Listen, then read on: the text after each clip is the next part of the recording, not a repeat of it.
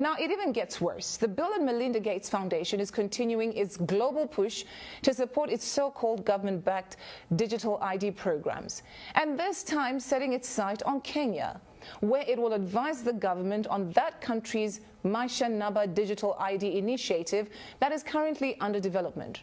So, according to a Kenyan news agency, Gates' role is assisting the Kenyan government in its development, and the rollout of Maisha Namba was announced after a recent series of the closed-door meetings with Kenyan President William Ruto.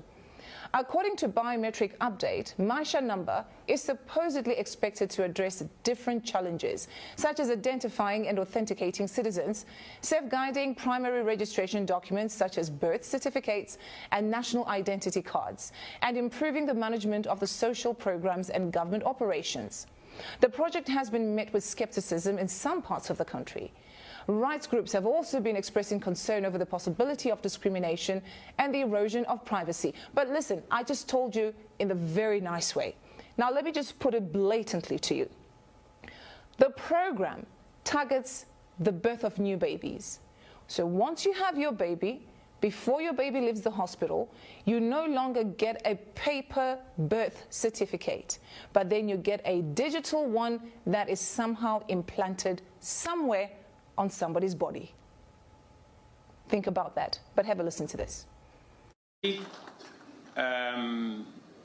digital ID, which has been a big problem to us for a very long time, is now on a testing mode for the next 2 months. I have been assured by all the stakeholders, led by the ministries concerned, that by December, we will be able to launch digital ID, where every Kenyan don't have to carry any paper, plastic or otherwise, as an ID, that they should be able to be identified digitally using their iris or their fingerprints, and we can transact without the necessity of people struggling to identify who they are. And the proudest part of it is that we don't have to spend the billions that we have spent on all the other manenos, as all of you know. We're taking things that are, genetically modified organisms, and we're injecting them in little kids' arms. We just shoot them right into the vein. Kenya is in serious trouble. Now, for you to accept this, that means you're going to be completely surveilled and controlled. Think about it.